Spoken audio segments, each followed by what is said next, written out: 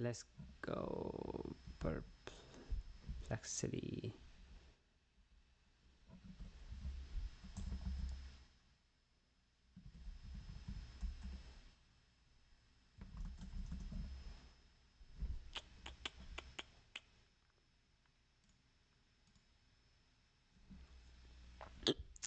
All right, what's up, everybody?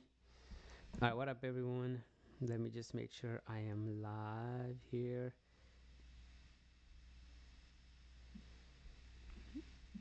What up, what up, what up, what up? Hello, everyone. Welcome back. Welcome to Financial Education and Business. Let me just make sure I am live here, that everything's working, and I will go from there.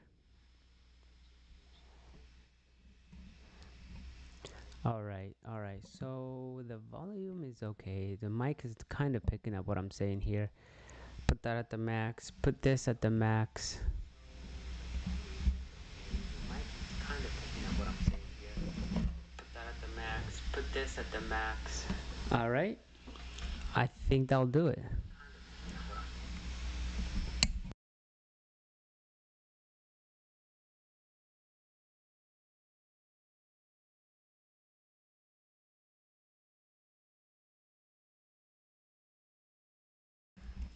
Cool. Well, what up, everyone? Welcome to Financial Education and Business. We're going to be looking at IPO stocks, and we're going to focus on, what are some stocks to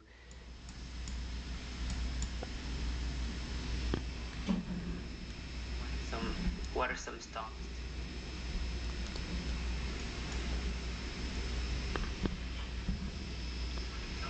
what are some stocks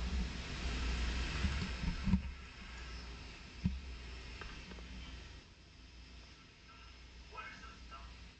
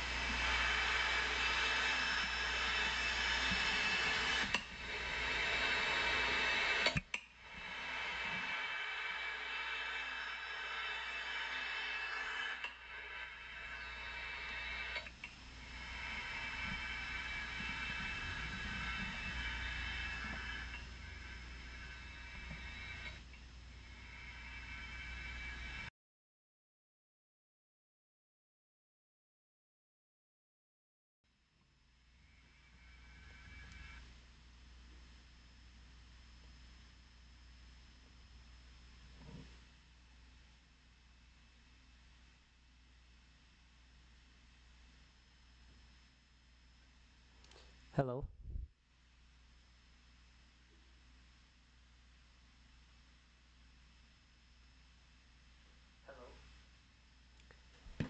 Cool. I think we did it. Jeez, I was trying to get the volume to work for way too long. All right, welcome to Financial Education and Business. I'm gonna be covering specifically IPO companies. Um, this time, we're not even gonna focus on when the company went IPO. Oh, sorry, we're not gonna focus on any specific sectors. We may remove a couple, but we're gonna look at how to kind of research AI companies, not AI companies, but like how to research IPO companies, companies that just went IPO just recently, and what are some of the things to consider. How do you come up with your original idea, and you don't have to go to somebody and get that from somebody else? So that's the goal. I just started, obviously. While I'm talking, if you have any stock that you want me to look at that you've been interested in, go ahead and drop it in the comments section. I can do a quick research on it, um, and then we can go from there. So the biggest thing is IPO. When I start doing IPO stocks, normally I start with Finviz and I go from there. Last week we did IPO research on companies. We got ended up having about 40 companies from the list that we wanted, and those ended up performing actually really well.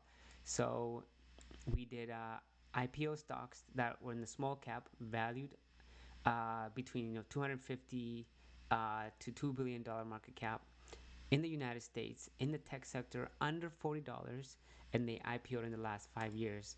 So when we did that, we ended up getting a decent list of companies here, which we can, let's see if we can look at them. I do have them listed here, and we can see how they performed last week despite the market just beating them up. So you can see, like, as of last week, right? This company on Friday went up 30%. Some of these went to about 2.5%, almost 3% here. So we do have some companies that that are decent picks. Let me turn this up here. Um, let me just let me go properties.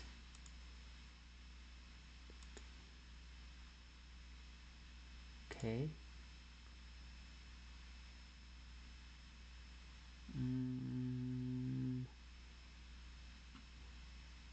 Properties. Let me just make this work real quick. Samsung. I will. There we go. Okay. Just let me just make sure the music isn't too loud.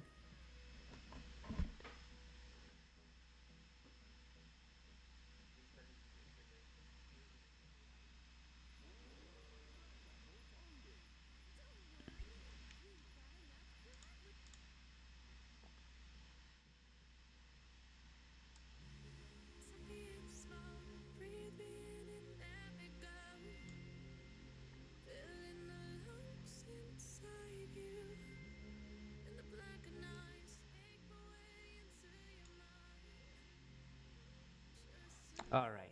So let's see how this sounds here. Maybe the music is a little too loud, but I can fix that. All right. So let's see how this sounds here. Maybe the music is a little too loud, but I can fix that. Nope. That's pretty good to me. All right. So let's go into it. So we're gonna start researching, but the first thing I kind of want to get into is how do we start researching these stocks, and where do we start? I think Perplexity is not a bad place to start. So, um, um, okay, me help me understand IPO, stock, um, how to review stocks that IPO in the last 2 years. What are the key values that should be considered for risk? All right, that's not a bad place to start here.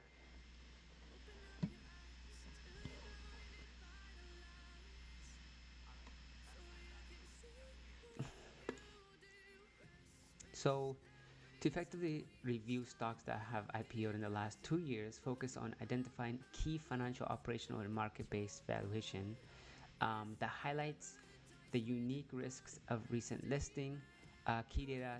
So you want to look at their earning growth, uh, examine the most recent quarterly and annual revenue and earning figures, track early growth trends to projections relative to projections given to the IPO given at IPO, profit margin, assess operational margin and net profit margin. Many recent IPOs are not yet profitable, so observe margin direction. So we want them to have good margin. Cash flow burn rate. Check the company's cash flow statement. Negative free cash flow or high cash burn can be high risky.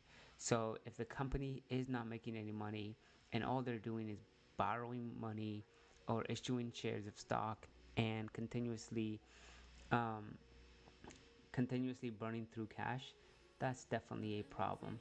So that's something to look at. Balance sheet, look at cash reserve versus debt, so current asset versus current liability. New IPOs have flush cash from fundraisers, but ongoing operation losses deplete reserve quickly. So we have to consider if the company is like when they're gonna go IPO with a whole bunch of cash, but if they're burning through the cash they want IPO with, that's gonna be a problem. Or we got to consider how much short-term assets do they have compared to their short-term liabilities. So if this company just went IPO, you do not want them to have the most debt. So you don't want their current short-term debt to be more than their short-term asset, because if something bad happens to the company, there's no way they're going to be able to cover any of the short-term liability or obligations that they have to do, such as lease payments or maybe marketing, advertising, operations expense, research, development if they are in the tech industry. Volatility guidance, so kind of looking at, what did the company say at IPO, and how have they performed for the last 2, 3, 4 quarters.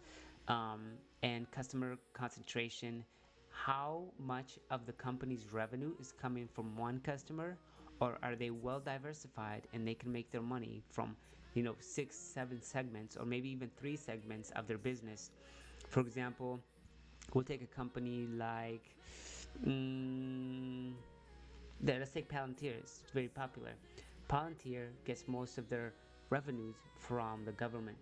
And initially, when people were looking at them, they said, okay, Palantir is a good company, but they get too much of their assets from the government sector. And we want them to diversify into the commercial sector, because you don't want to be dependent on the government or on the commercial sector, because if one goes down, you want to be able to have another way to make revenues throughout the year. So use of proceeds, how are they using their money? A lot of times companies, they can use it. Yeah, there you go. Research, development, mergers and acquisitions. The biggest thing is you don't want a small company that just went IPO doing mergers and acquisitions. If anything, they want to strengthen the current business and make their business sticky. So once somebody joins the business, they are not going anywhere. You want to make it so that it's like they have to get it's almost like the business's way, another business's way to make money. And if they don't use this company's product anymore, then it's not going to be good, and they're not going to be able to get the sales they need. A good example is that one company that we found last week, and that company is this company right here. This is an IPO that went, a company that IPO'd in the last 5 years under $40 in tech industry within the United States. And so practically they're a global business-to-business marketplace for large parcel merchandise. And something with this type of sales is you have a business that sells furniture, but that business needs to have furniture in the warehouses ready to ship to their stores, so they can sell those products. But if the retail stores have enough of those furnitures and people are actually buying those products, they're gonna have to go back to the business that sold them that product and constantly go back to them, because these customers like the product, and these guys are able to fulfill what the buyer needs. So because of that, there's something interesting this company is starting to see. They're seeing that their spend per active buyer, it continues to go up and it continues to get bigger. So for example, um, an active buyer might be spending $100,000 this year, and then next year they're spending $150,000, because they're making business using this product. So that's practically what the idea is here: customer concentration and market positioning. So how do I find the IPOs for the companies that went IPO for the last year? Well, we're gonna start here. So let me go into here. Damn, this is kind of annoying. And go from there. So boom. And let me just finish here. Key risk metrics for recent IPOs: revenue growth, net profit margin, cash burn rate, insider selling. Yes, big time. Usually, insider selling doesn't happen right away. They have a good 6 month or more lockout period where they can't they can't sell insider shares.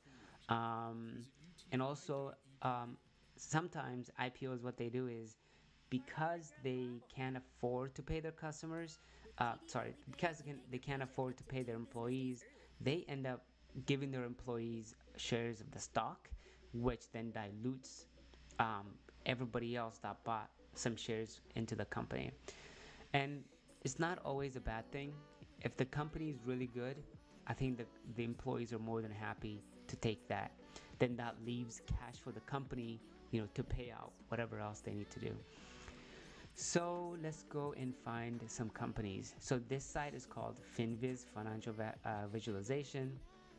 Really helpful. I've used it in the past to find companies that I've never heard of before. Um, Make sure if you're here, make sure well, I can't I can't even talk.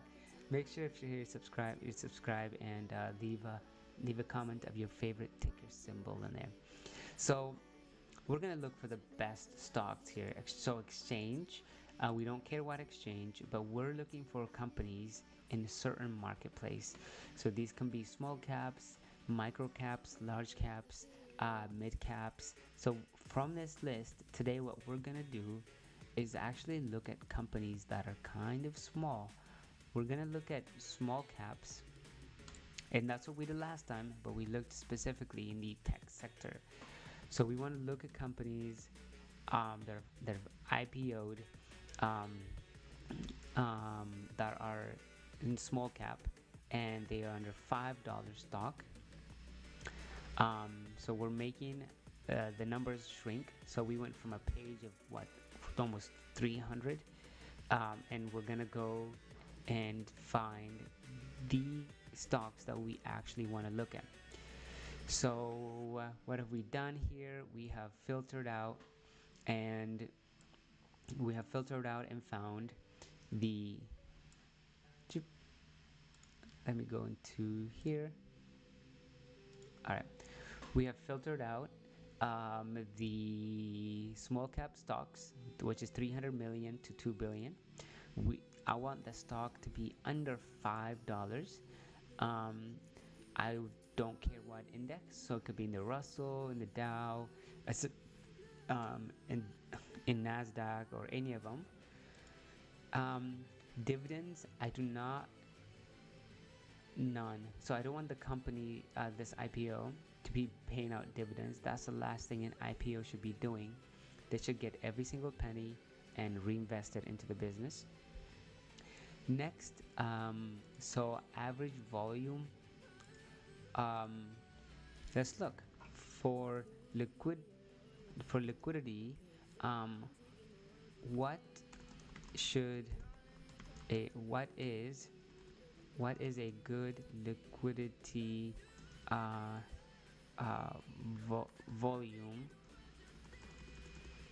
volume for these types of companies?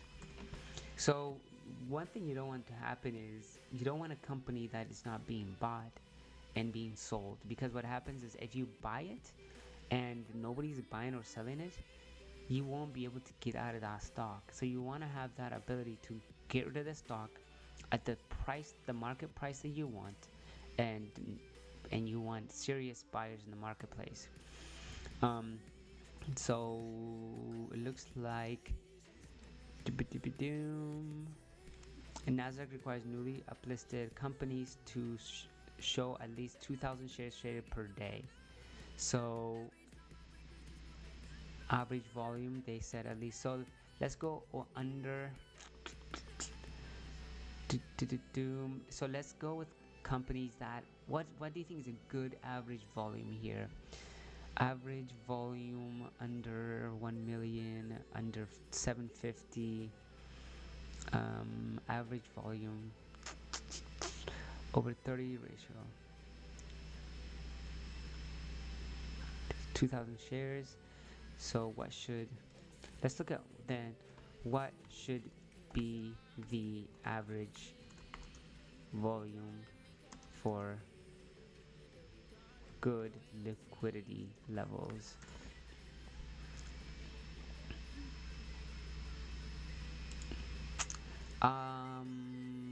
IPOs, liquid stock include recent IPOs. If it looks for stocks with average daily volume above 2 to 5 million shares. So, I mean, that is quite a bit. Let's go over 5 over 500. Is that 400? Is that too much? That's not too much. So let's go over 200 a day. Over 200,000 shares a day. Okay. Sector, we don't care. They can be in any of these sectors. Shares float. It doesn't matter. Relative volume over 10. So let's see what is relative volume. What is relative volume in this case?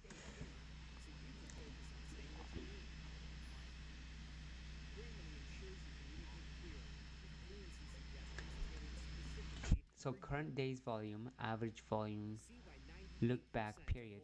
So relative volume, often abbreviated as RVOL, is a ratio that compares a stock current trading volume to its average volume over a specific period of time, commonly 10 or 30. So relative volume of 1 means the current volume matches the average. A value above 1 means trading activity is higher than normal. So let's take out this and let's put in relative volume above over 1. So because we want the company that we're trying to find to have enough liquidity, or maybe above or at 1. So trading at regular volume. So we found the stock that we want. It's 4 pages. Do we really want to go through 4 pages of IPOs here? We're not going to filter for any sector or industry. So small cap under $5. Dividend, we don't want an IPO paying any dividend. Average volume, should we even have this? So we want the IPO to do over 100,000 share. So let's go over 100,000 shares. Still 4 pages. So that is normal to do that. So let's go over 200,000 shares. Over 300,000 shares. Okay. So most of these companies in this list do have significant amount of volume. Let's just say over 1. A relative volume of 1 means the current volume matches the average. Volume above means that trading activity is higher than normal, and below 1 means it's lower than the average. For example, a relative volume 2 indicates that twice as many shares are being traded compared to the current average, I could see that happening for a company maybe right now, just because of the whole IPO situation, the whole market going down.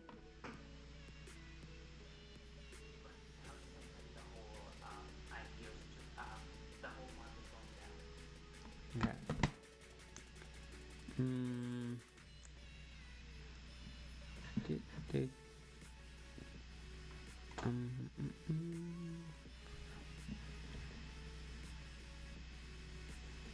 That's fine.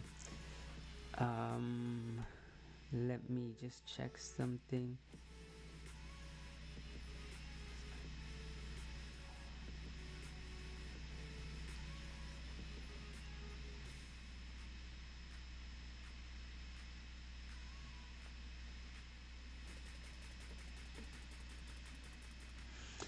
Okay,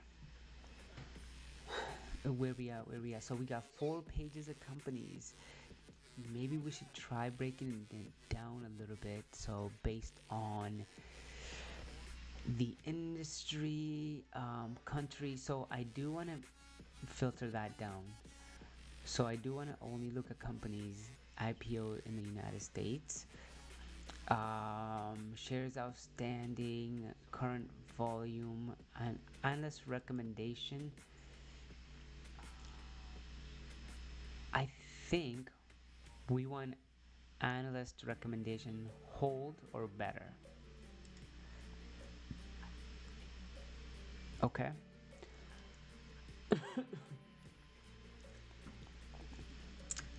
So I think we have 7 criteria descriptions here. Small cap between 300 million to 2 billion market cap, under $5. Um, Dividend, we don't want them to pay any dividend. Average volume, let's say about 300,000 here.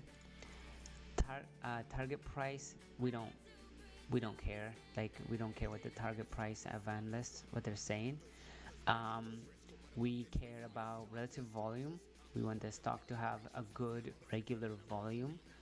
We don't want it to not be trading.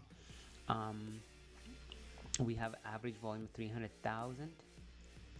We have analyst recommendation of hold or buy.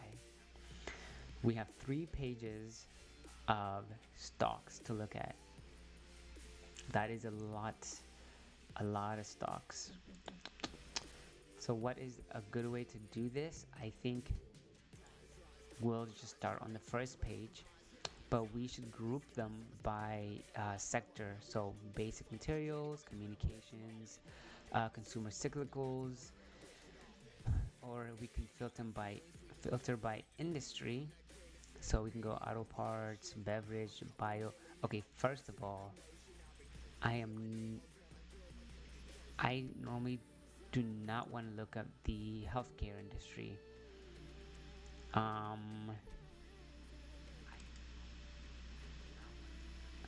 so what I'm gonna do is not look at the healthcare industry just because there are just too many, and There's one popping up like every single day. So I'm gonna skip the healthcare industry.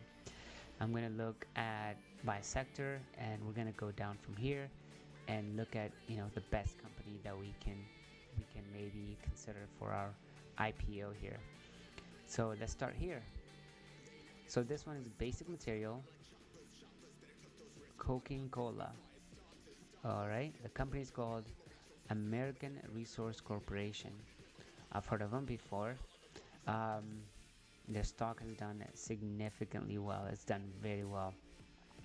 Up to Optimum Communications. All right, never heard of them. Uh, Bumble, no. AMC Entertainment, no. Fubo, yes. Next Door Holding, no. Staggerwell, I don't know what that is. Taboola.com, interesting. Under Armour, no. Uh, Wait a second, we missed one more filter. We missed one more filter. We need to remove the filter. We need to add one more filter and say we want to only look at companies IPO date in the last 2 years. That should clean up almost under a lot. Okay, there we go. So that actually cleaned up a lot more to where we can almost add over 100,000. So we can make our filter just a little bit different here. Um, Under 5, let's go under $10. Mm, Average volume, let's go at least 75% of the average volume still being traded. Analysts buy still that dividends, we don't want them to pay any dividends. Um, okay, so there aren't really any plus micro caps. Small over, under, we want to look at under, so let's go small cap under 2 billion. All right, this should add more just because now we're looking at companies that might even be way more risky, like micro caps. So we're looking at companies that have IPO'd in the last 2 years. Um, maybe this might not be the right site. Let me check. Um, find IPO stocks. There might be a better site to use for IPO high view graders.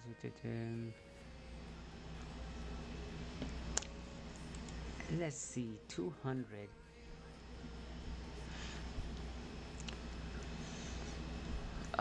Recent IPOs, calendar. I don't care about the indicator. Okay. So recent last 2025. Maybe let's look at the calendar. A screener.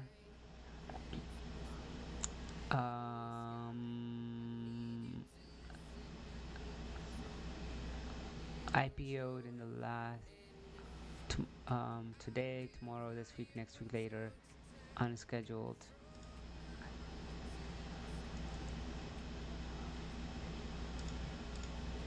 So it's not really showing all the companies.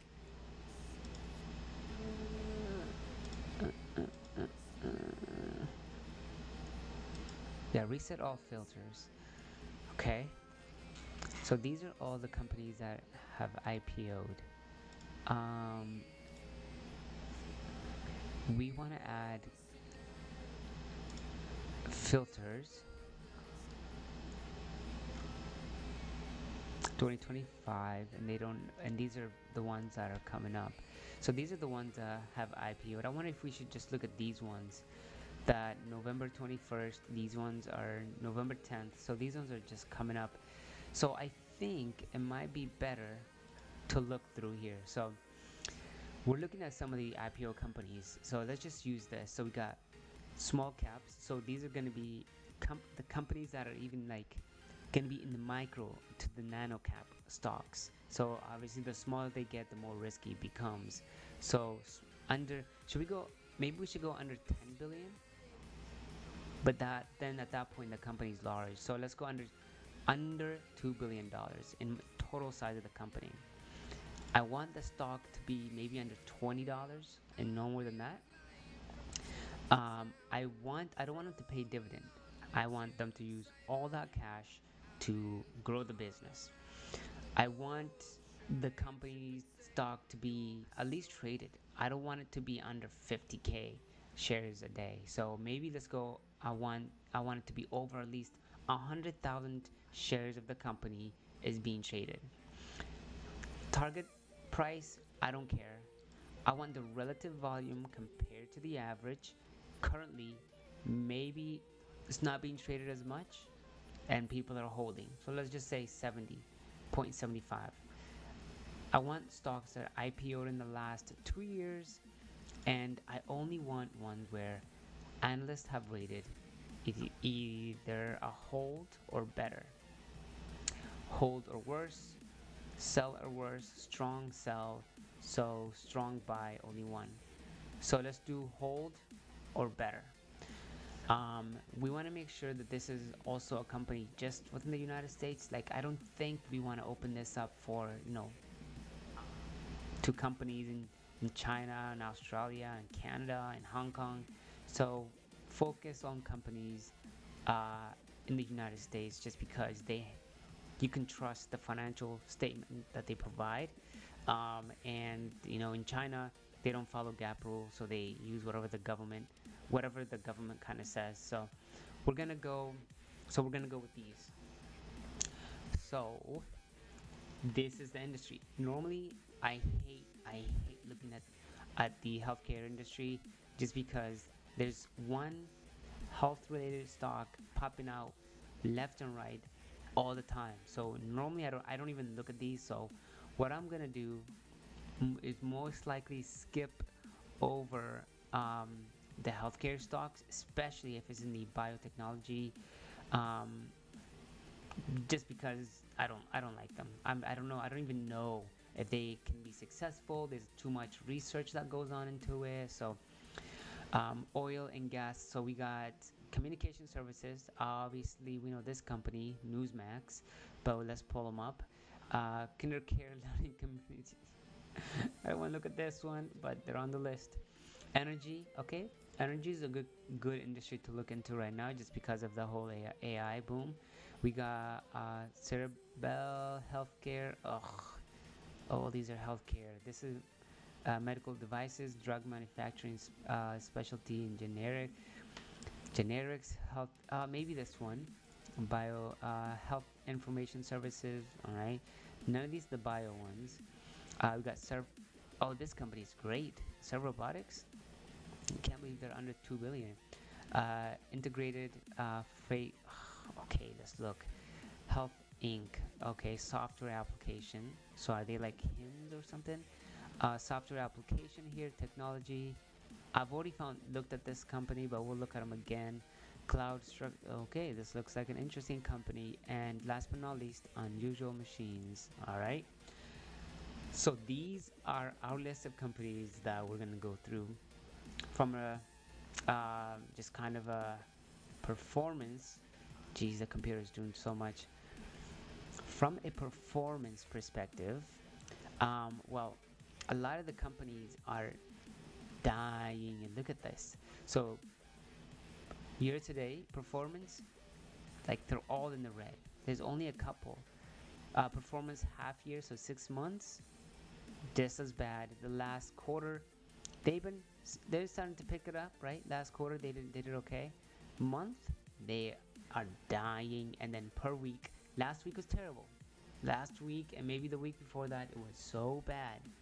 Almost the entire stock market was going down. So I'm not gonna fault them for the last week, but when we're seeing these last performances, I mean, preferred quarter. I mean, the last quarter wasn't bad, but like, geez, most of these are doing terrible. For the day change, so as of Friday, there were some companies doing well, and half of them were just doing. Therefore, this is the issues with IPOs. You just never know. You just never know where economically where we are. So obviously, you don't want to get into an IPO if you think that we're going into a recession or a reset or anything like that, just because investors are not going to speculate and start investing in IPOs, and they're going to probably move to like safe haven stocks like Google, the Amazons, maybe oil and gas, gold, silver, so on. Um, so this company here looks oh my gosh, they are not doing well. So this is a company that IPO'd and it went to $276. We know. I remember when this happened. I almost FOMO'd and got in. I think Robinhood had it on there, so you can get you can be assigned IPO shares as soon as the company went live. Um, I bet you. Also, they're not going to show insider sales. So Newsmax, they're competing against like CNN, Fox News, so on and so forth. So Newsmax is a holding company which engages television broadcasting in multi-platform content publishing and produces original news and editorial content for consumers throughout various media outlets. Like, do I really want to get into a dying business like TV? No, no, because most of the industry is going into this social media industry. So why would I go into a company that mostly has TV, including TV news channels, digital and print publications. That's not a business, that's a dying business. I'm not going to get into a company that are trying to continue a market that's dying. So, not for me. Um, Next company, if you're here, make sure you subscribe. I'm always trying to find the next banger stock. Don't always hit it, but it's a fun way to. I love researching and looking for stocks that everybody enjoys. So if you have one, make sure you put in give me the ticker symbol. I'll look it up. Oh boy, I already don't want to look into this company.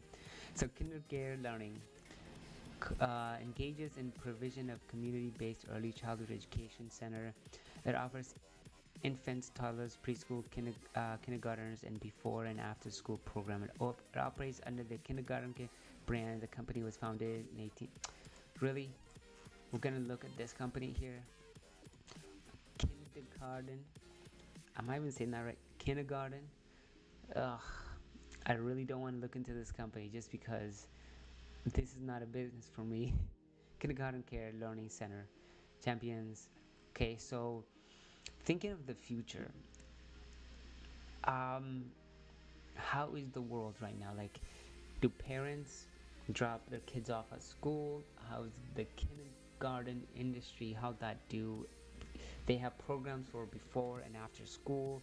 So maybe there is something here, as women nowadays are saying, well, I want to go to work and make money too, and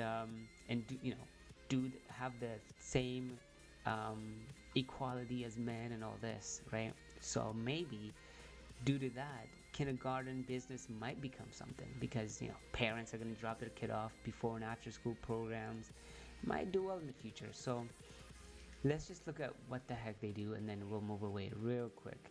So Mission Rebuild, okay. Let's look at if they're making money.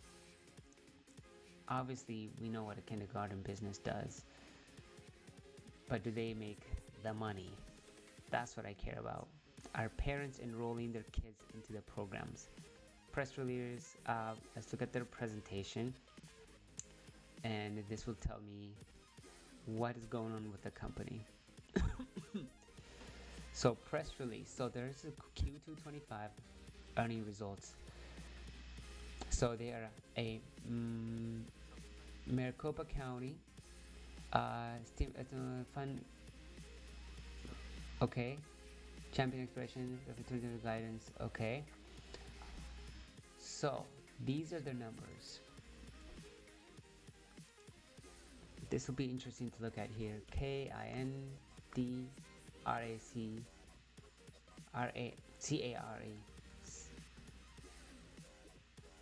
DERDERCA. Okay, kindergarten learning. All right, let's zoom out. Okay, so the stock is practically dying off. All right, 77% in the last 5 years, 80% in the last year. Year to date, down 70%. Month, down 17%. 5 days down. So this is a money-losing business. Early Childhood Education Center, June 24, June, so year over year, they were 15, barely moved up. Before and after school, 9. Yep, I expected this number to be up just because of where we're going. Um, total total center and sites, so boom and boom. Okay, before and after school sites. So they are growing a little bit of their business, the number of maybe buildings that they have. Um, that's okay. 3 month ending average weekly ECE. ECE same. So this is not a business for me, guys. I have no idea. Like, all I know is this company is losing money, and most likely it's because it's labor intensive. We have um, so revenue. Oh, look at it. The revenue is growing pretty good. So fiscal year 2020, I mean, terrible year because of COVID. As we are getting out of COVID, we are seeing the company revenue growing year over year. Oh, sorry, tapering off year over year.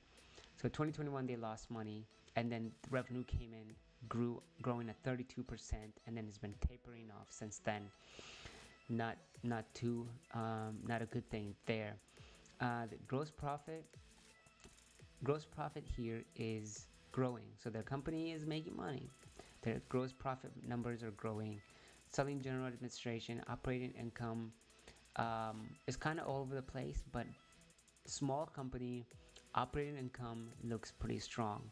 Interesting. I was not interested, but the numbers look interesting on this company.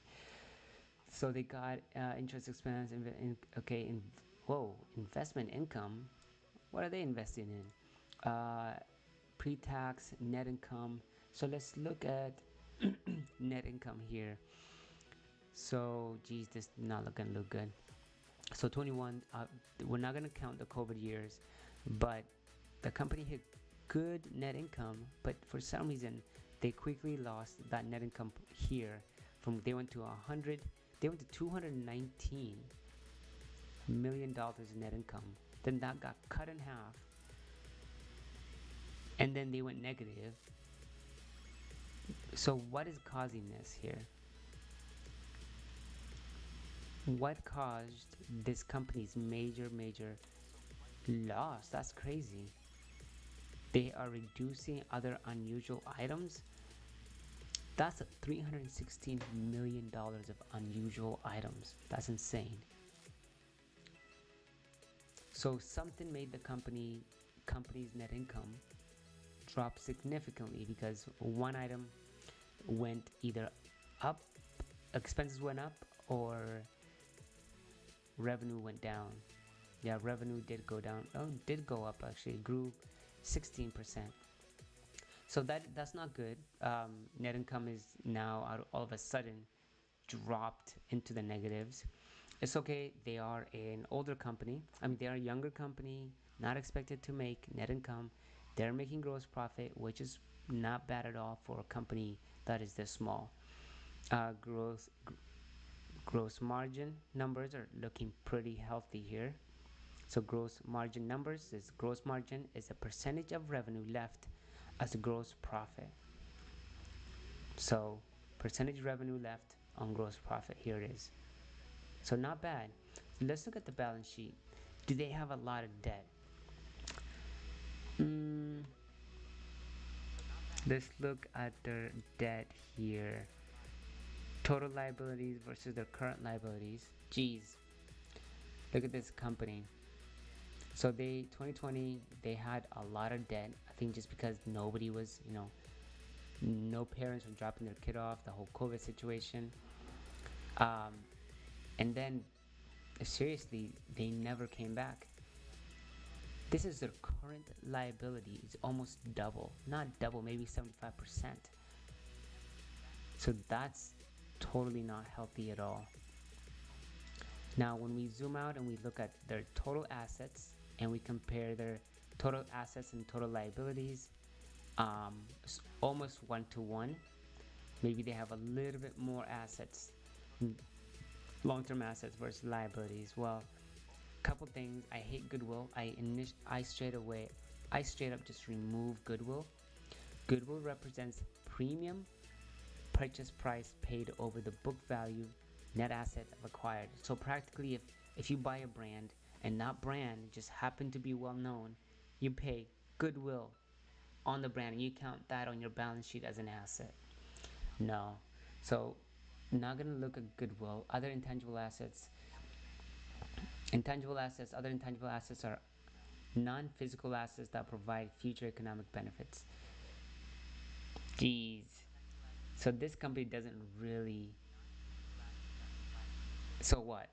Happy employees? Does that count? Happy employees count as non-intangible assets? So not interested. Sorry. Looked at it. Numbers look okay. Balance sheet, not as happy with the balance sheet. So nope. So this is what we gotta go through. So infinity, natural resources. Interesting. Is there inside? Ooh, I like this. So it is always a good sign when a company just went IPO and there's a lot of insider buys. Okay. So 1.6 million, and they did 800, almost a whole million dollars of insider rebuys.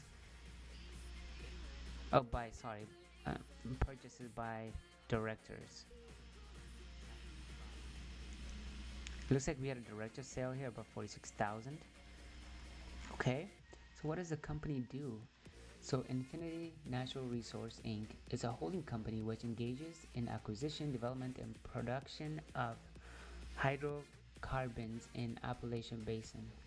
It focuses on volatile oil window of the Utica Shale in East Ohio. The company was founded in 2007 by Warner and is headquartered in Morgantown, Wyoming. Already.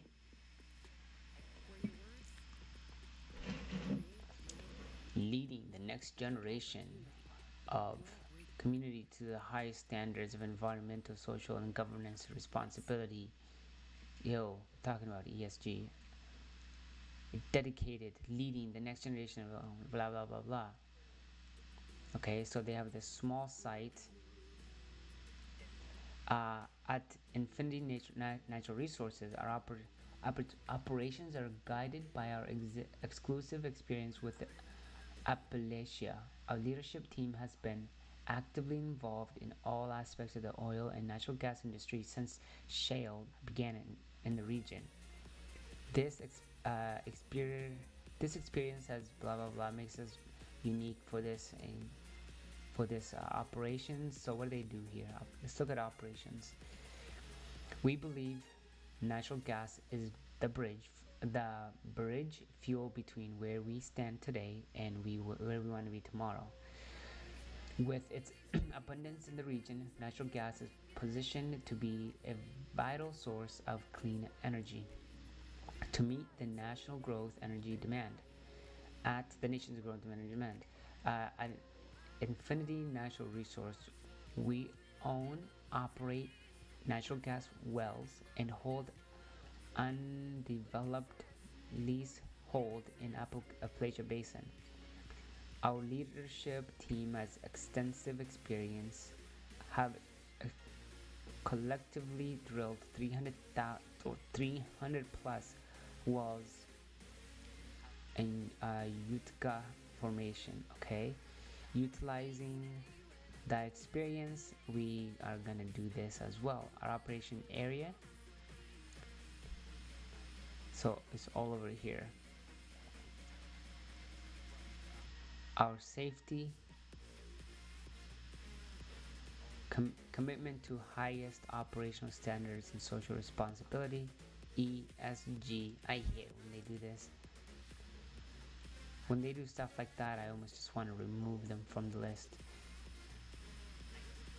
So here's the team. Here is the team.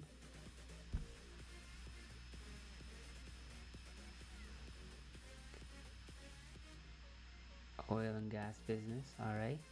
Our company and values community involvement. Let's keep going. Maybe there's something we can get from here. So we got operations, about leadership. Let's look at the leadership. Who the heck are these people?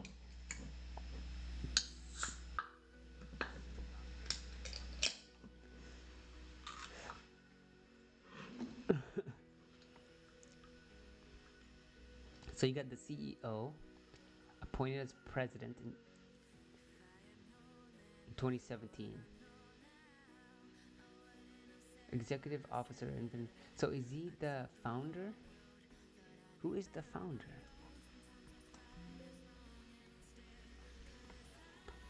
When he also was appointed to Infinity Natural Resources Board of Management from acted as general manager, executive vice president, senior communication, blah blah blah. Okay, board of directors.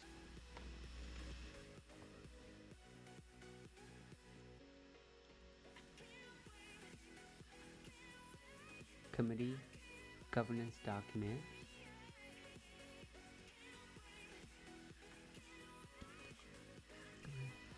nominating governance and sustainable committees, compensation committee charter, audit commission charter, corporate governance, whistleblower, bruh.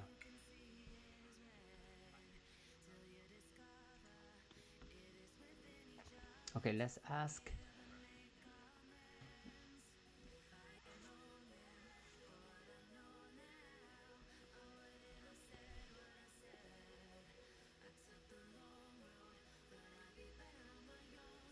Hmm.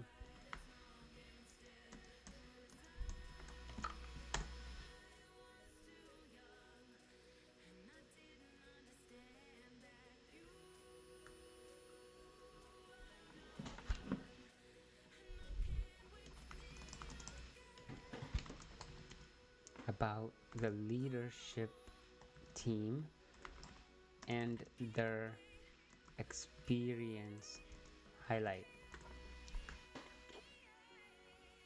So I do want to understand, like, so okay, Zach, appointed 2017, held multiple roles, Chesapeake Energy, began career, okay, oversees financial strategies, senior vice president, okay, leads operational, okay, specialized in land management, growth, all right. So strong upstream energy experience, uh, all right, balanced leadership mix, operational financial leadership. Okay, who is the founder? So is the founder not there? So Infinity Natural Resources was founded in 2017 with Zach Arnold, president and CEO, and David Spurs playing pivotal role in its establishment. Earlier, early financial banking came from Pure Energy Investment Natural Gas Partner (NGP), which provided capital and industry expertise. So, founded in 2017 by Zach and David. Initial focus: exploration, production, and development of natural resource, particularly un- unconventional reservation in the Appalachian Basin. Operational depth: Arnold's technical background ensures strong upstream experience, financial, private equity support. Pro Energy and NGP provided not just capital but also strategic guidance, given infinite competitive edge. Okay, so while the Infinite Natural Resource doesn't have a single founder in the traditional sense, it was co-established by these two individuals. With okay, okay, let's look at their numbers. They seem interesting. I am interested in the industry, so let's see if they can give us some investor relations details. Presentations.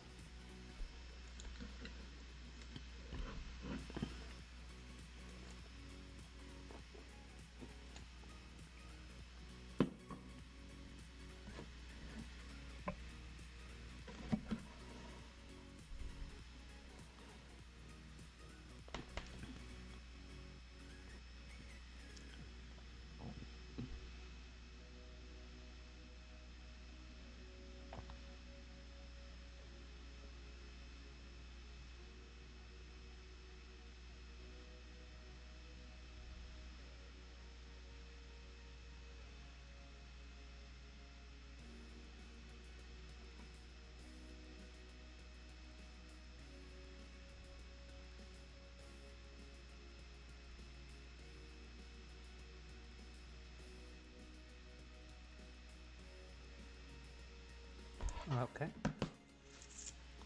So let's look at their investor presentation. Hopefully we can get the PDF here. Download investor presentation March. Let's look at this one. All right. I am interested to get into the this kind of industry because there is power demand. So this is their Q2 25 earnings, and they're saying also Ohio Utica shares, and they have the Marcellus and Utica deep dry gas. So top tier inventory with leading capital efficiency, organic growth funded via internal cash flow, commitment to strong balance sheet, and then deep application route backed by seasoned board. So key INR statistics: net horizon acres, K, 2014 annual production growth. All right, this 2020. We're looking for 2020 2014 data here. Operational update. So lat- lateral targeting longer laterals efficiently, reducing costs, enhancing returns. Operated two ring and two frac fleets from much of Q2 2025. Busiest quarter on record. Dropped to one rig in May and one frac fleet in July as planned. Okay.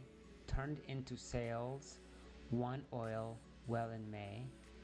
Well operated at restricted flow due to a third-party midstream constraints through Q2 25, but it's but it but it free flowing.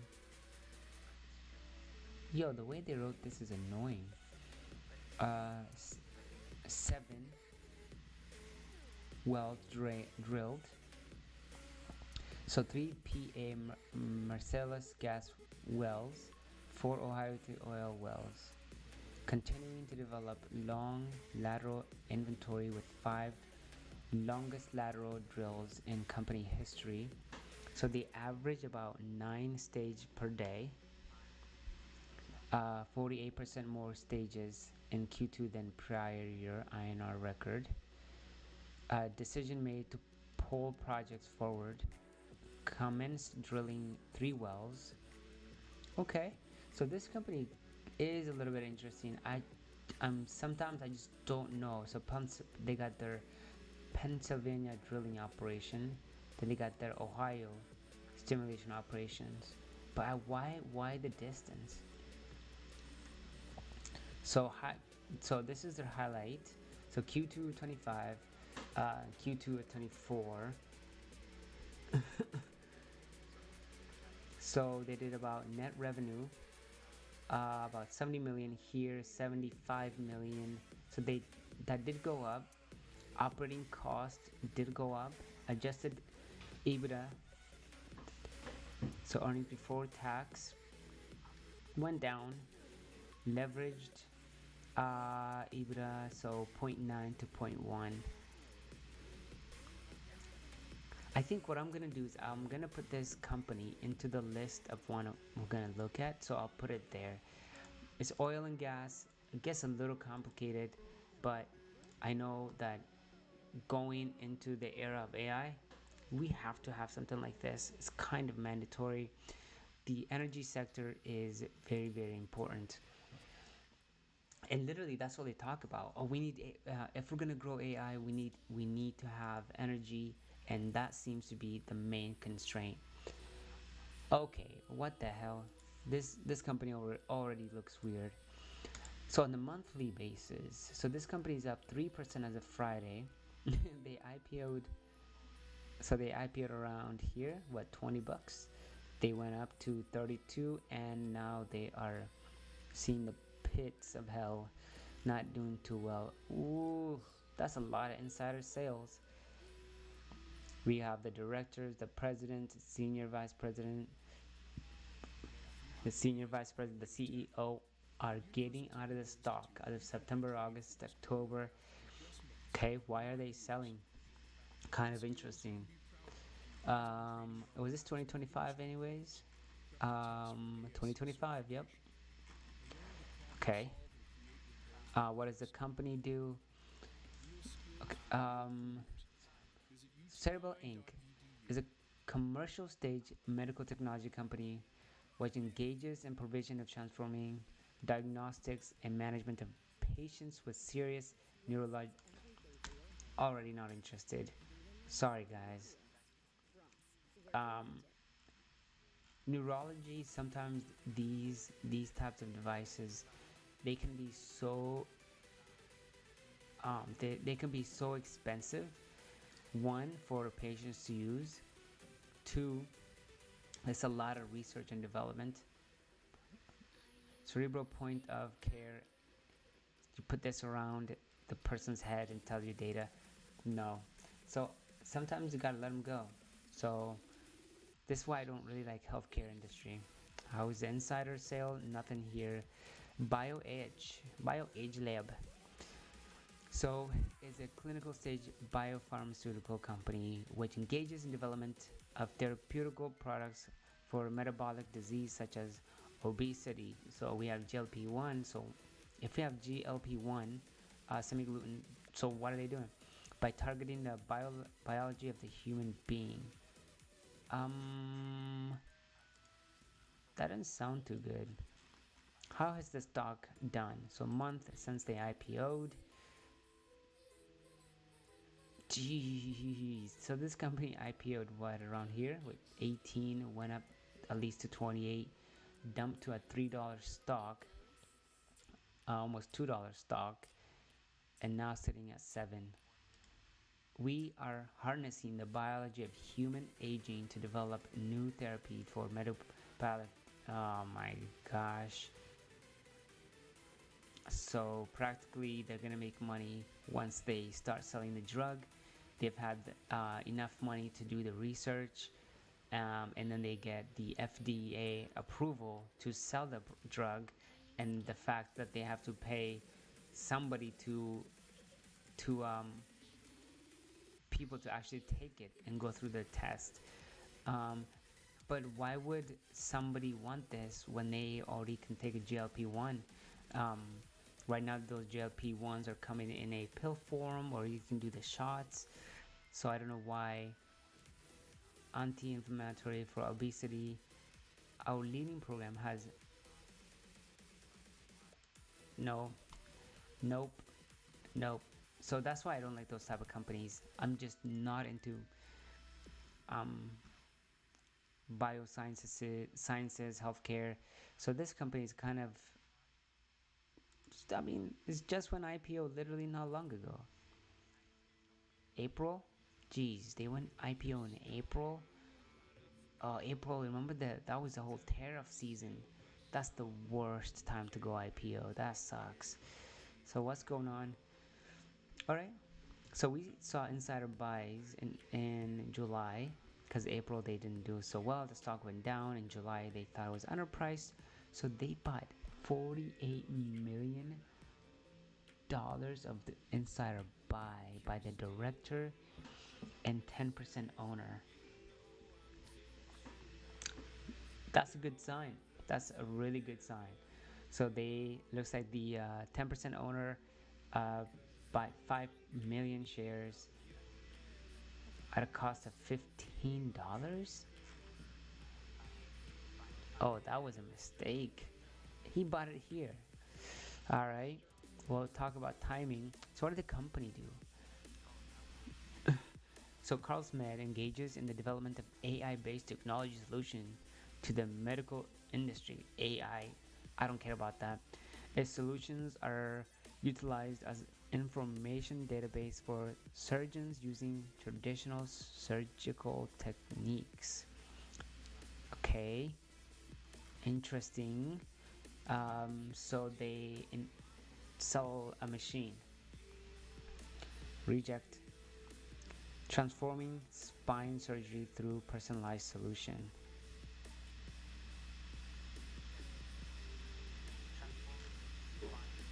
Technology platform. A fully integrated end-to-end platform for personalized spine care. 3D 3D surgical planning, visualization, precision. Maybe there's room for this. So it practically allows you to see your patient's vertebrae in a 3D model um, using AI. Hmm. So, latest investor news. They reported it. Okay, we'll look at that later. They reported third quarter, third quarter appointed chief legal officer, obviously. So, okay, so they have technology that surgeons can use. All right, company, career, news, clinic, clinical evidence, code, and personalized procedural solution resources technology. So it looks like they got these two technologies that they sell: Aprevo technology platform and then My Aprevo. Okay, so that's the My Aprevo is more of the 3D model that lets you visualize different parts of the vertebrae, gain insight about your personalized. Yeah, this actually seems kind of boring. Redefining the possibilities of with advanced 3D visualization. I mean, this doesn't exist now. I don't know. Are there companies that provide this type of product right now, like CARLSMEND?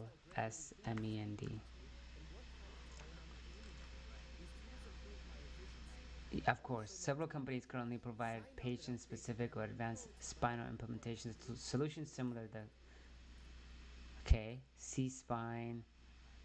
Okay, okay. Are are these companies publicly traded? What are the market caps? So I don't know. Like winners win usually in these kind of industries.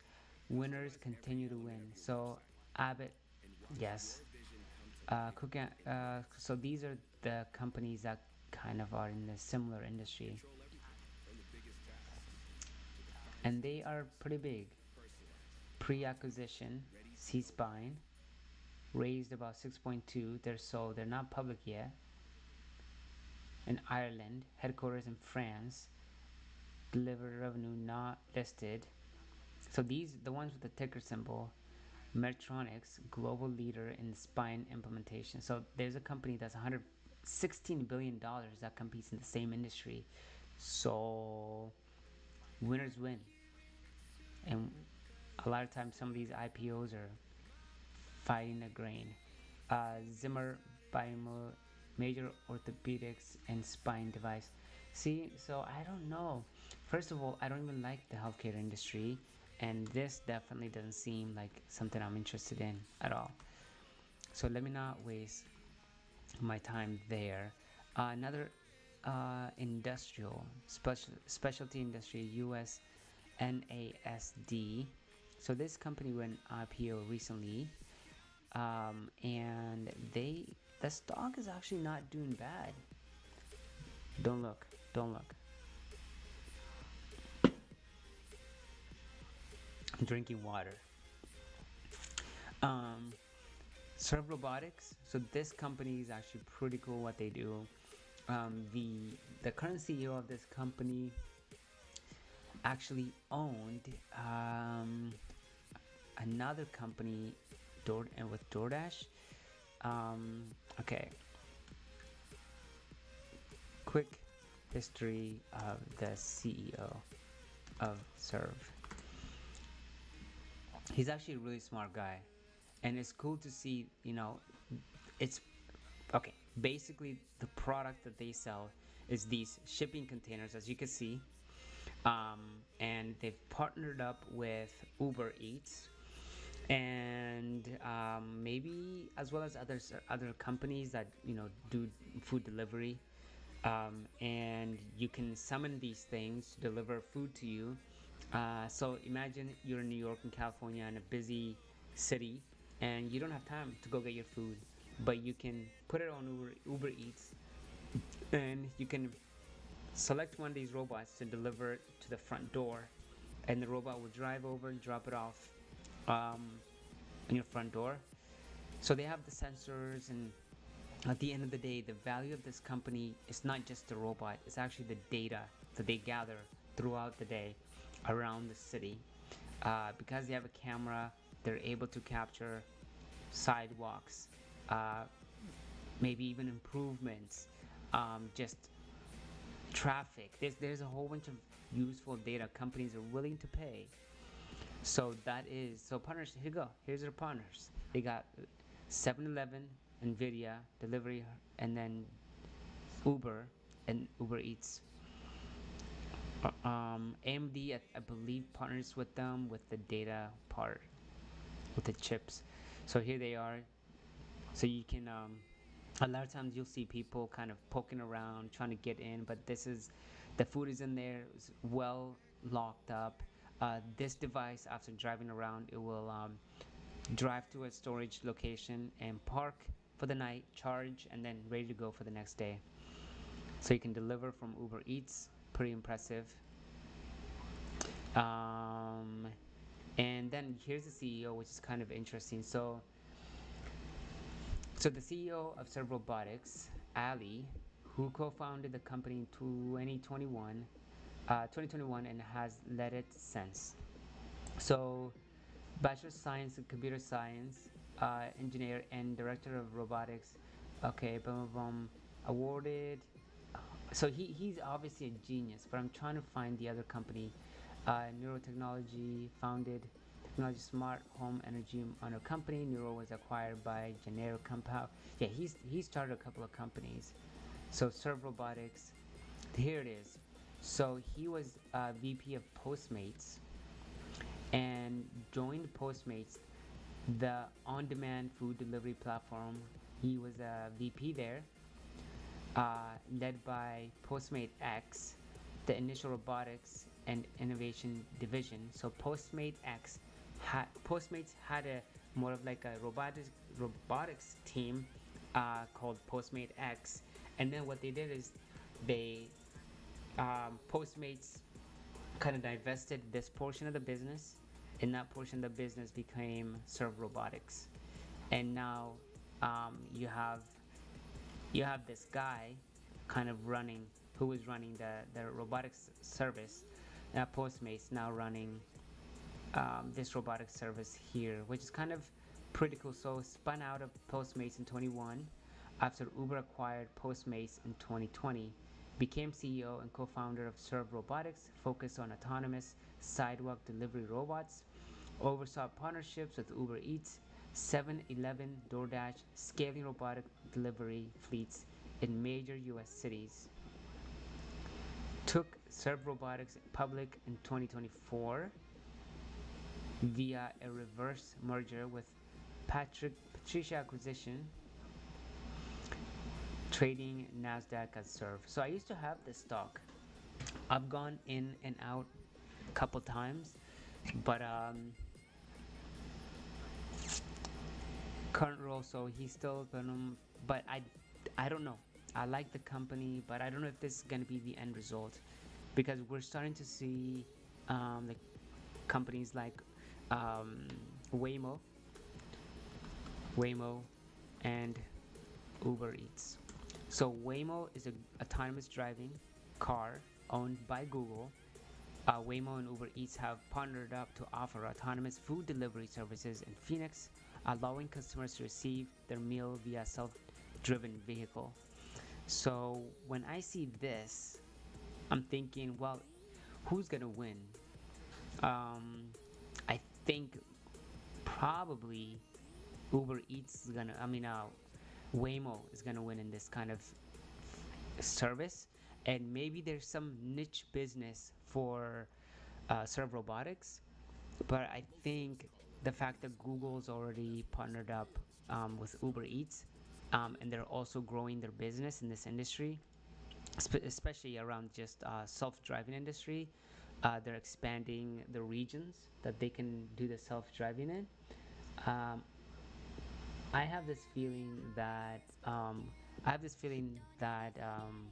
Google is going to be the winner. So maybe not Serve Robotics. If anything, I would maybe buy Uber Eats. because Uber stock, because they actually are partnering up with Google. Um, and then Uber Eats, if oh wow, Uber, if they wanted, they can come up with their own robots, which they do have. Uber Uber robotics service. So Uber Uber scaling server robotics, Uber Eats, Uber autonomous mobility and delivery Uber. Yeah, so Uber is actually building or seeing how they can compete in this industry, and they don't want to be left behind. So they're working on their own products as well. At Uber, it's our mission to reimagine the way the world moves from better for the better. So practically, they're thinking of how they can do their own autonomous vehicles. So because of that, Serve Robotics is off my list, but it wouldn't be off the list of somebody who is researching the company. So I'll keep it. I'll keep it. How do you say that word? Proficient Auto Logistics. So what does that mean? Auto logistics, car parts, car delivery.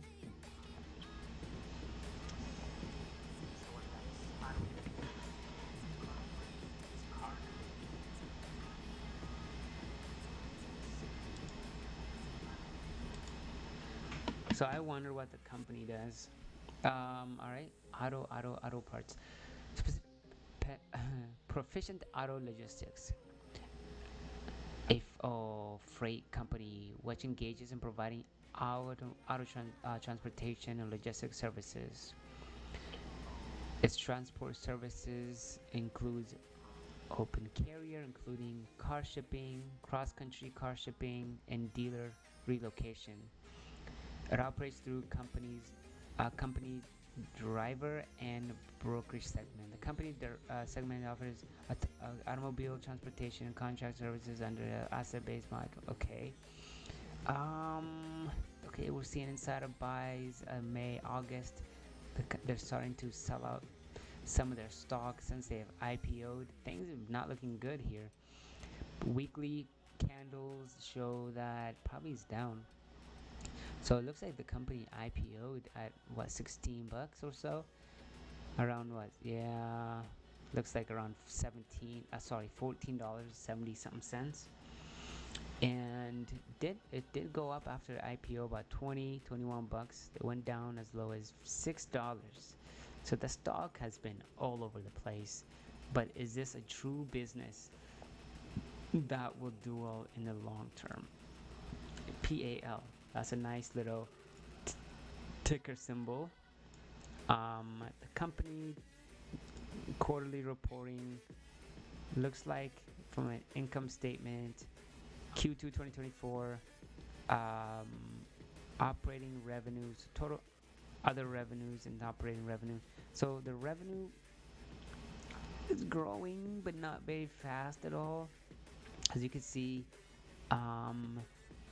it's kind of in the 90s. It's not like they're growing very fast. Gross margin is okay, but it's still on the up, right? So if gross margin was going down very fast, then it might be worrisome. But it's pretty strong and it's up and to the right. They're keeping this expense decently good, so it's SG&A.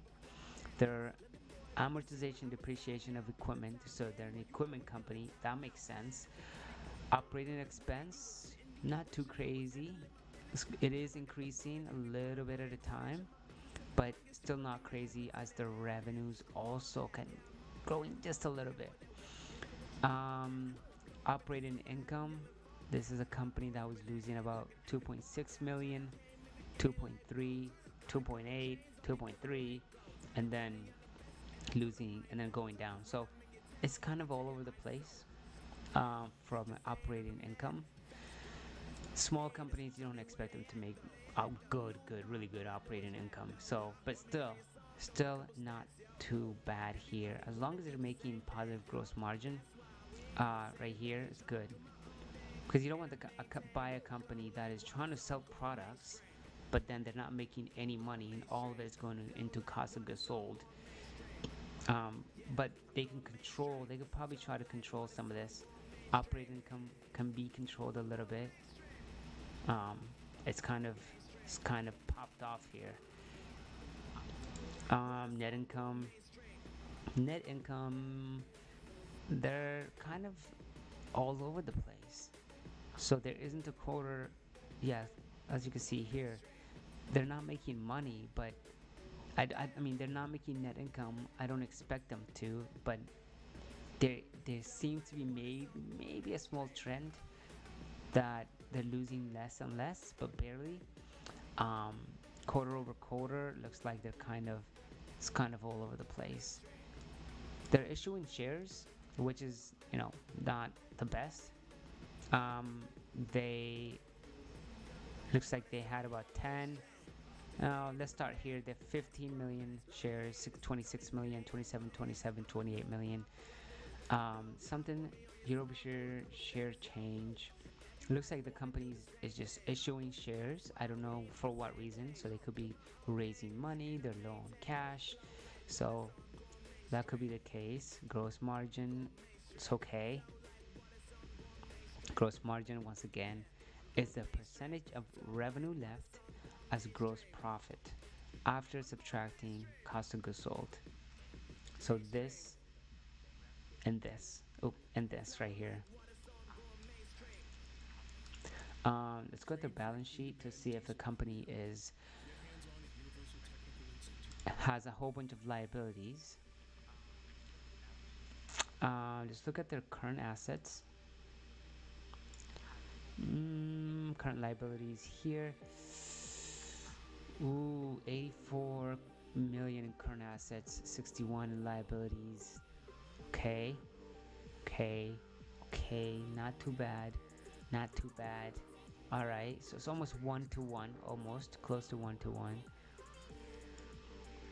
Total assets. Okay, it makes sense for them to have a lot of PP&E, so property, land, property, plant, and equipment. Goodwill, I think that's just fake money. Um, so not too bad when it comes to balance sheet. Short-term asset 1 to 1, long-term assets almost 3.5x their long-term liabilities. Net cash minus debt. So this here's net cash is indicator of the financial position of the company. It is calculated by taking the total amount of cash and cash equivalent and subtracting the total debt. So obviously this shows the company has debt, and it looks like there's a lot of debt. Let's look at their cash flow statement. Let's see where the money's going. So cash flow from operations. So here's the net income. I mean, this makes sense. The company is not making any money, so that's fine. Do we expect a company that just went IPO to make free cash flow for the next year? We want them to make operating income, gross profits, but do we cash acquisition? Oh wow. What are they buying? Freight trucks? So they have investments here. So investing cash flow, this cash flow is the total change in cash from buying, selling investments.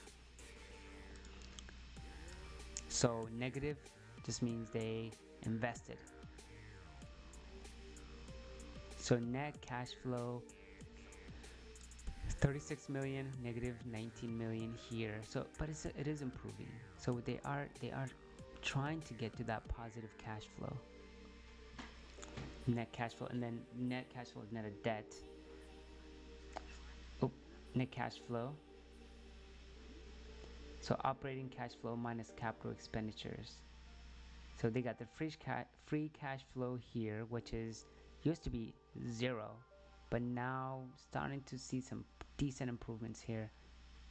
This is their free cash flow. Okay, so they have free cash flow to make investments going into the next year. Because without that, how is the company going to operate? How are they going to pay their employees? Well, they're going to have to take out debt. They're going to have to issue stock. Those are some of the things that they can do. But let's look at the business. Let's look at the site real quick. So, freight, powering auto transportation across North America. Is this even a business that would be interesting? So they practically are in the logistics business of moving cars. We are proficient auto logistics, pal. Okay, interesting. Your next. So one thing that is true is that car prices are just through the roof right now.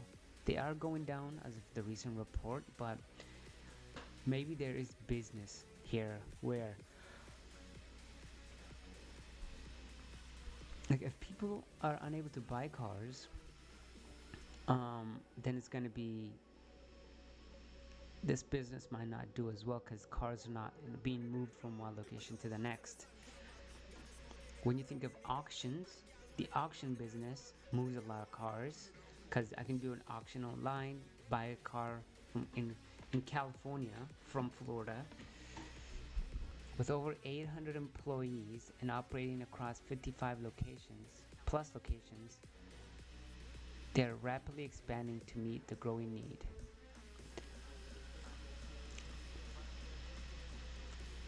Okay, dedicated employees, units shipped annually.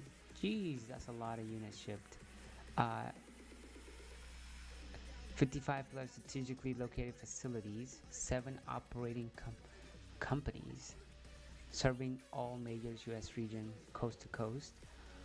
So 800 to 900 owned trucks. So this is where the problem is their operating expense is going to be high because of these trucks that have to deliver. Their insurance has to be high. Their employees. This is a high liability job because you have, imagine you're delivering a very expensive vehicle. More than 90% automotive OEM served for US transportation. Shipping the future of auto logistics. It's interesting. It's interesting. Could autonomous driving that Elon has replace them? Um, let's look at their investor relations page. Are they this company that is? How does that look? Is it junky presentation?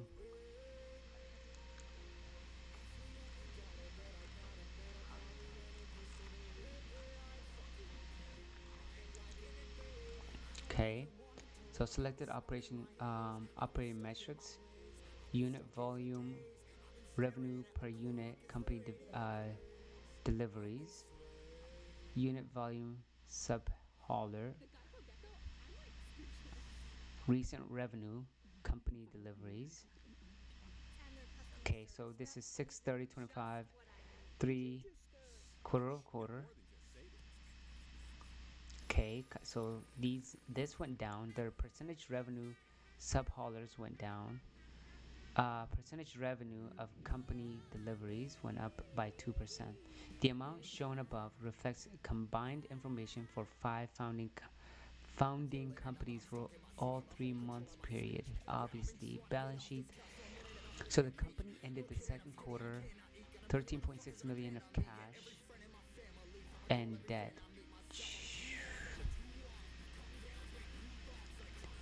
Inclusive 5 million drawn against its 20 million line of credit at the end of the quarter, down from 8 million drawn as of end of the first quarter. This resulted in net debt approximately 76. Yeah, they're just pulling out money, man. So the thing is, when a company goes public, uh, in the beginning, they have a whole bunch of capital that they can take advantage of. The fact this company went IPO just like not long ago, and they're drawing all this cash is scary. It's not a good sign. So due to that and me not knowing much about the business, I am out. I'm out. Sorry, truckers. Health. Oh, I hate this type of business. Insider buys, nothing there. Health and tech engage in the provision of insurance technology platform which offers marketplace processes in the healthcare industry, include including Stone Mountain Risk E whatever HI card, HI Performance Network. See, this health. I don't get healthcare, but geez, whatever happened here was not a good day. Health Inc. Tech. So 3% day. Oh my gosh, the company IPO'd of almost $5, went up to almost 7, almost 8, went all the way to 50 cents. Now it's sitting almost $3. I don't know. I'm already. That is a major price swing. They just went live in 2025 as well.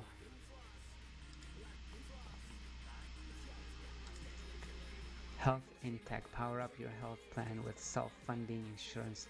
Self-funding insurance. What does that mean? So the only one of the main reasons why the government shut down right now is because of literally insurance. And so is would a business like this do well? Um, Trump did say that we should just give the people the money and they will do better.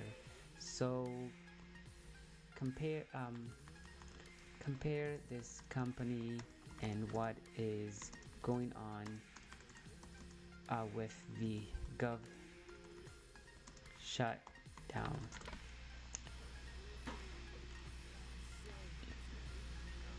Not serve. Not serve. Serve robotics, but health in tech. I am looking at. Oh, God, my bad. So, thanks for clarifying. Let's zoom in. So, leadership, health and tech positions itself as an innovation-driven tech, so insurance technology, distributing traditional health insurance code and building process. The leadership, obviously, while HIT doesn't publicly list founders, key different leadership approach, context government shutdown. So comparing HIT trajectory with the government shutdown, nature, private insurance technology innovator, federal policy crisis, focus, speed, transparency. Health and tech is essentially solving the very inefficiencies the shutdown is exposing. Exactly what I was thinking. While the government struggles to fund the administration healthcare program, HIT's leadership is pushing self-funded, tech-enabled solution that gives employers more control and transparency. It's a striking contrast, providing innovation, innovation filling gaps left by the public dysfunction. Would you like to have a leadership strategy? So no, so it is. So I was right there. Um, my assumptions were right. But why would I invest in this company and not this is like the ICRA program. So do they use the ICRA program like Oscar Health?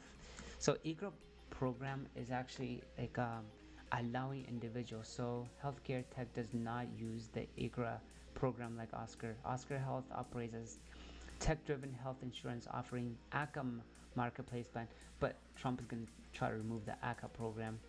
Oscar Plus platform health insurance tech focuses on self-funded and self-funded employee health plan using the proprietary platform.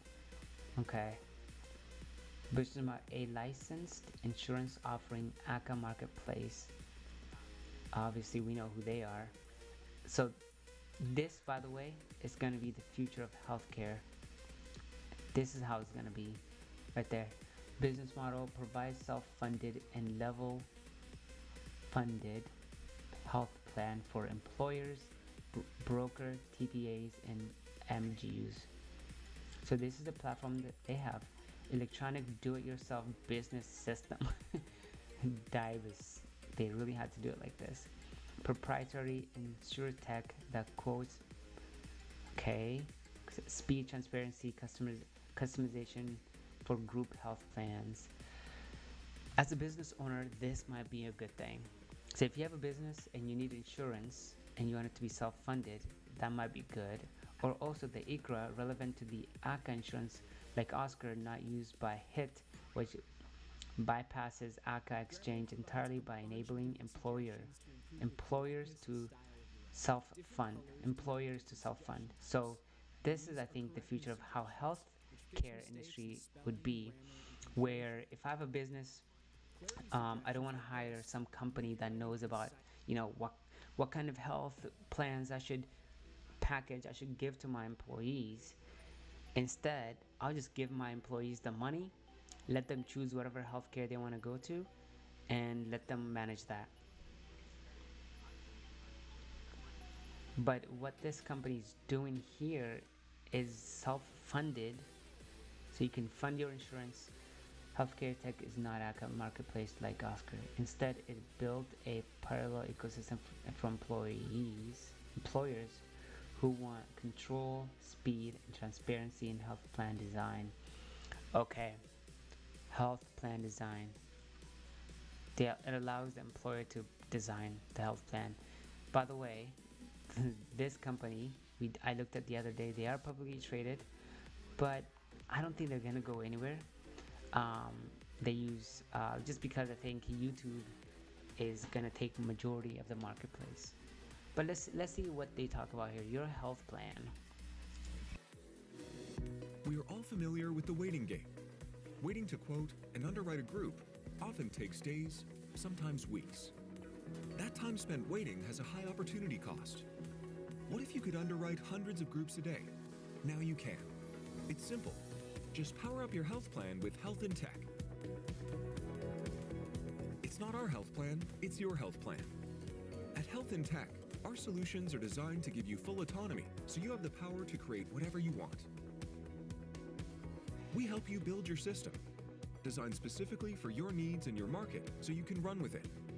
Whether you are seeking ways to save on health plan costs or want to create your own plan, Health in Tech solutions easily integrate to form an end-to-end system, so you can build and sell your own program, or they're available on an opt-in basis. Power up efficiency with eDibs, the industry's most advanced underwriting platform.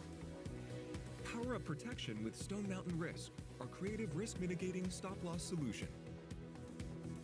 Power up integration with HighCard, a transformative and transparent standardized transaction platform for providers, payers, and patients. And power up savings with High Performance Network, accessible reference-based pricing networks that deliver greater predictability and savings. We get it, time is money. So stop wasting your time and power up opportunities with Health in Tech today.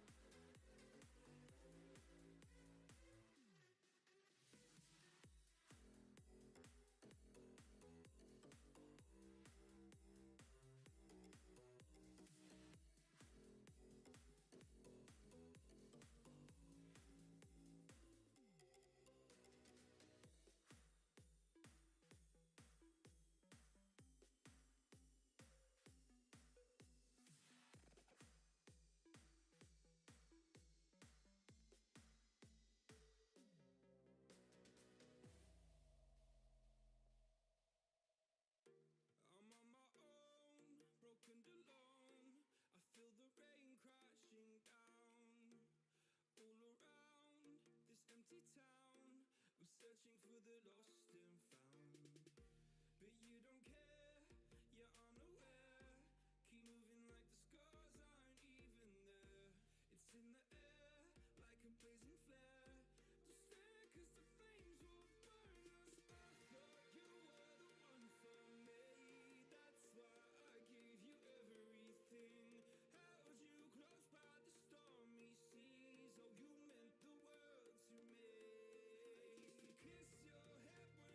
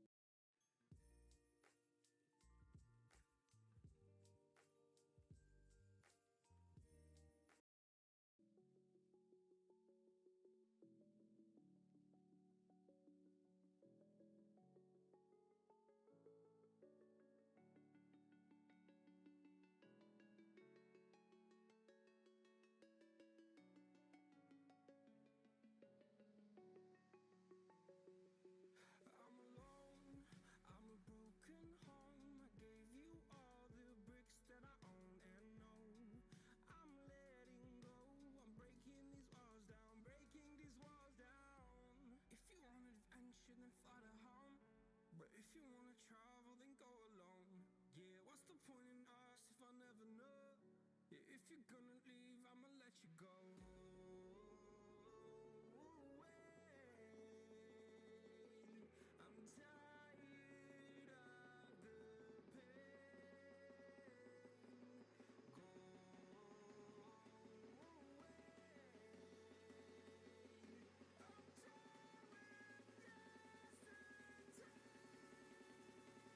I'm tired of the pain. Go away. I'm tired of yesterday.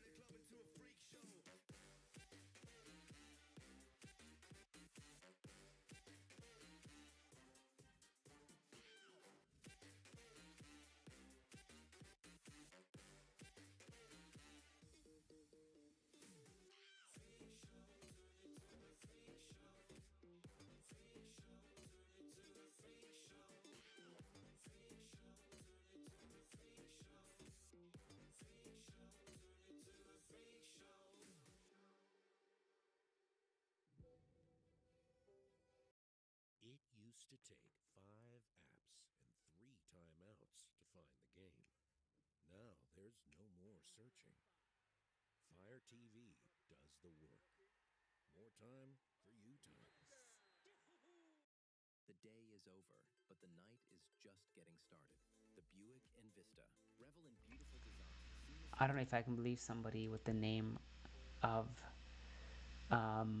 Tim Johnson, but the fact that they are in blockchain technology is pretty impressive or pretty interesting.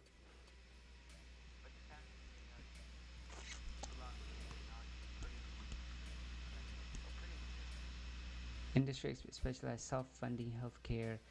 Um, Tell me more about the blockchain he is using.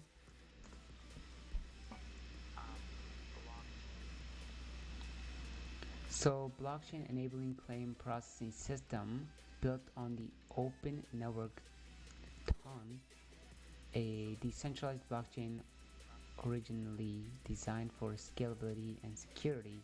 Partnership jointly developed with Alpha Tone Capital Corporation, a blockchain infrastructure digital asset treasury company. Oh, transform claim industry. So what does this company hold then? Um, what does hold for its that? Why blockchain healthcare is important? Blockchain benefits immutability, transparency, efficiency, fraud detection. Hit chain is not just tech but convenience of insurance expertise, ethics, policy, market operations, key takeaways. HitChain is essentially a blockchain applied to healthcare insurance claim, aiming to make the process faster, cheaper, more trustworthy by leveraging TON decentralized infrastructure. Um, okay.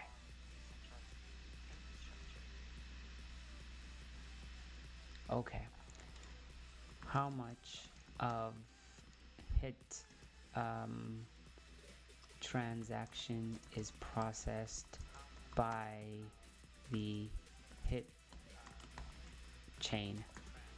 The fact that they have their own blockchain is something else. At least, so as of late 2025, Health in Tech HitChain is still in development and pilot strategy. The company has signed LOA, letter of interest, with Alphatonic to jointly build a blockchain power. So they are not using it. Launch phase HitChain was announced 2025, September 25, as collaboration between the company. Platform goals of apply blockchain, market opportunity 300 billion annually, pilot stage change being positioned as transformation opportunity. No. Okay, I mean that's interesting. The company is interesting as well, so I'll keep them in the watch list.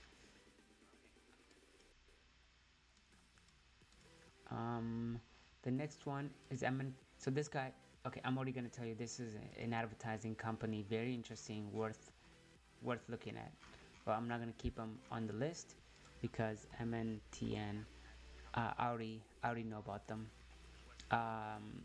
This company, had a decent run, and 13% down, 20% down. The stock has been down significantly, but Friday it kind of recovered with the rest of the market. It's a operating technology platform that brings performance marketing to connected TV.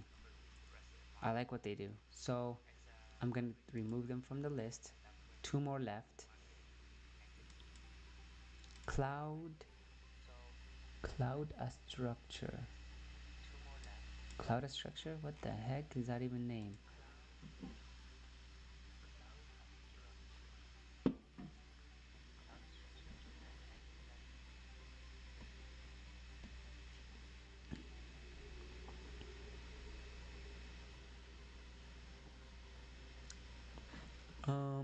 Jeez. This company's dying. They're dying. $21, 54 after IPO.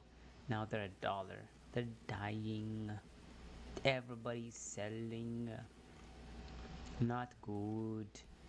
Cloud Structure Inc. engages in provision of cloud-based artificial intelligence video surveillance and remote guarding solution. Its solution includes AI surveillance, remote guarding, mobiles. Bruh, they're doing this company injustice. What the heck is that?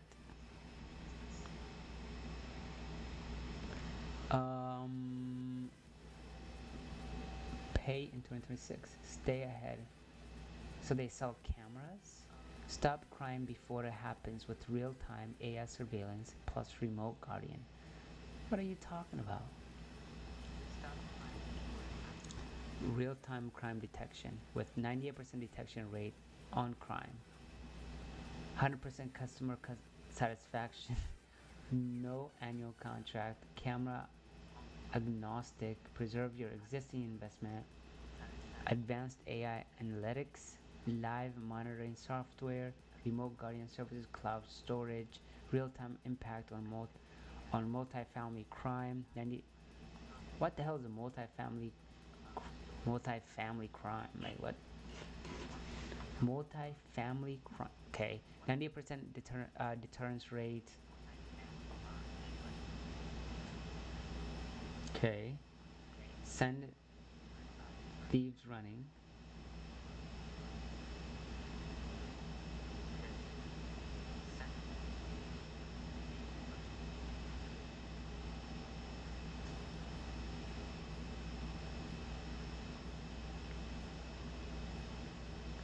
Alright, let's see what's going on here. Alright, let's just see.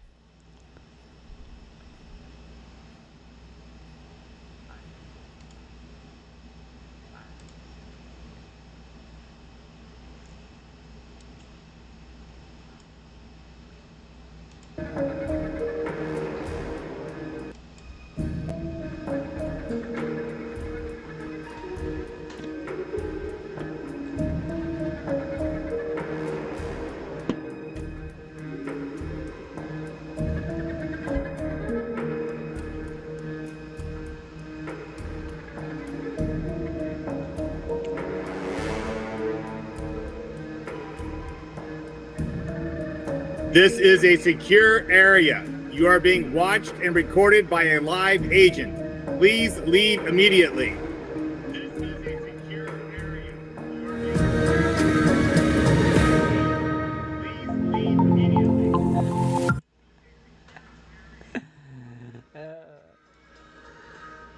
Oh my gosh. So that's what happens. That's what happens. This is a secure area. I don't know. The apartment security system. How does their AI even work? Just like if I came home to my own house, I don't know. Not interested in this company.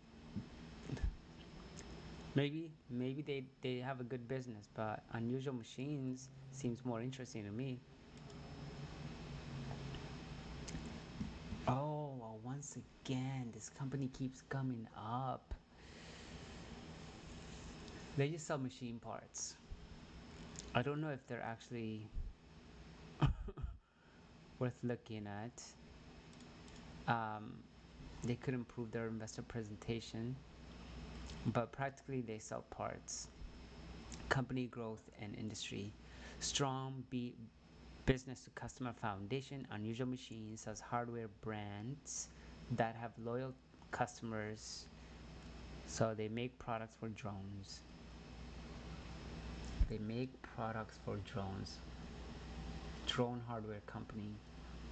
In the last 6 months, 4 critical components joined DIU Blue framework: flight control, motor control, camera, TV, VTX, with more in development. The company is so small. That's the problem. API.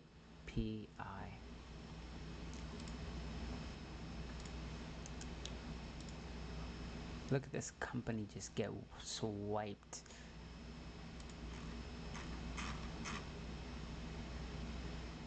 Oh, oh no, no, that's wrong company. UMAC, Unusual Machines. All right, the stock. Oh, the stock. Okay, much better. The stock has actually done well. They have actually done decent. So what? 100, over 100, almost 200% max. 5 years. They almost 1 year. 457%. Jeez. Year to date, 37%. 1 month. Ooh, the last month, are kind of down 34% here. I mean, this is.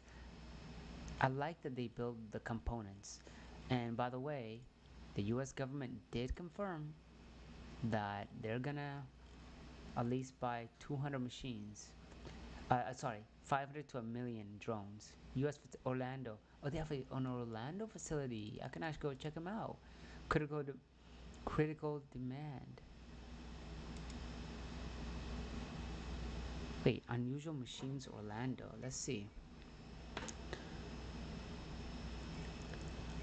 Unusual Machines Orlando location. So Unusual Machine primarily located in Orlando. I'm kind of interested where in Orlando. Okay.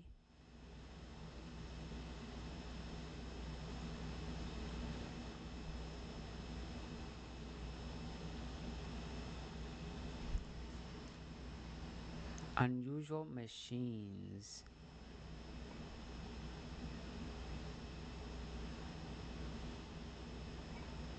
Okay, let me see if they're on. If I can pull them up on Google Maps. Oh, they're 11 minutes away from me.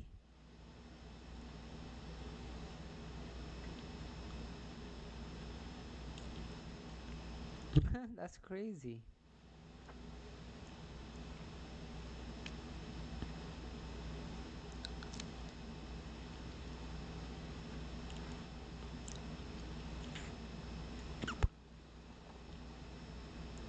Sherwin-Williams Professional Industrial Coding. Hmm. Kind of interesting that they're right here next to me. Might be a company I might just go visit. Market opportunity. Obviously, their U.S. drone landscape is all over the place. DIU Blue, Do It Yourself Blue Company suppliers, Blue Drone manufacturing, and software.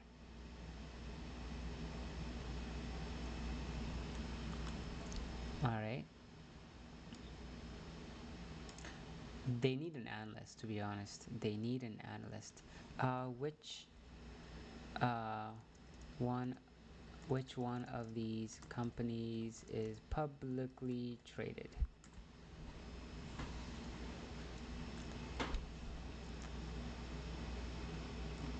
Red Cat, obviously. Red Cat and Aerospace. Private or acquired companies. Notable context: Red Cat Holding is gaining traction after replacing Skydio in the U.S. Army short-range reconnaissance. Aerovironment remains a defense staple with strong exposure to the tactical U.S. Ukraine war. Interesting. Okay, well, I think that's it. Those are all the companies. Out of all of them, guys, to be honest, there wasn't that many this time. We have this hit. So let me add these to the watch list. Home. Um, Unusual Machines hit watch list. Our IPOs. We have on unusual. We have our hits. That was one, health and tech. Um, we have Serve Robotics. We have we got Unusual Machines, UMAC. And then, final but not least, we have this company here called um, Infinity Natural Services. Infinity Corporation. Infinity Natural Resources. All right. So these are our list of IPOs that we've recently IPO'd companies that we are keeping track of. As you can see, most of them are not been doing too well, but we're gonna keep track of them. We're gonna continue creating this list. Eventually, break it down and find our favorites from here and actually throw money in there. So we're just building it out slowly but surely, and we're gonna go invest in there. That is all I got for today. Thank you very much for joining me. I will um I don't know when I'm gonna go live. Maybe I'll go live tomorrow. We will see. But for tonight, I am gonna go hang out with my friends. Gonna go party. It's already 10:30. Um, Perplexity X. There's nothing going on X. I looked up some IPO stuff. There's some companies IPOing that they kind of brought up here. Um, um, Anything crazy going on? Not really. Besides, no more money, hundreds of billions of dollars to the Democrat-supported insurance companies for real bad Obamacare. The money must now go directly to the people. Take the fat cat insurance companies out of the corrupt system of healthcare. The people can buy their own much better policies for much less money, saving for themselves an absolute fortune. President DJT. I think poor Oscar is gonna get pummeled on Monday. Actually, 8 p.m. Sunday. Is there a single person holding 100% meta shares? um, Nothing too crazy. Trump sending the final warning during a closed door session. Trump made it clear what must happen next. The message was direct, unfiltered, and absolutely clear. Let's listen to this. Terminated the filibuster. Voter ID, no mail-in voting, no cash bail, no men and women's sports, no welfare for illegals. You could go on and on. This is 2 pages of things we'd do if you did that. Without it, I don't know that you pass anything because you can't deal with them. They're really irrational. They really are. But I was happy to see that a tremendous liability to this country, a woman that made herself rich in this country, Nancy Pelosi, has quit, and she'll be out of here pretty soon. And that I consider that to be a great asset for America. Here's some of the things that we'd pass if we terminated the filibuster.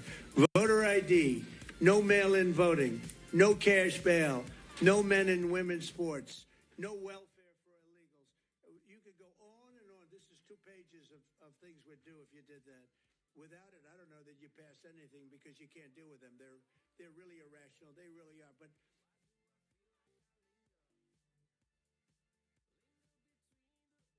he's ever done anywhere even near that, like a fraction of that.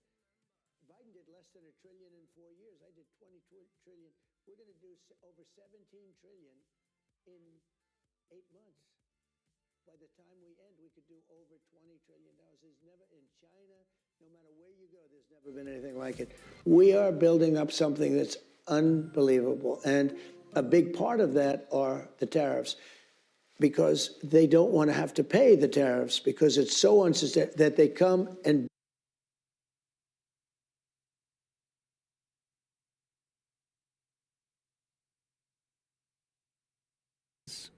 90 trillion. Okay.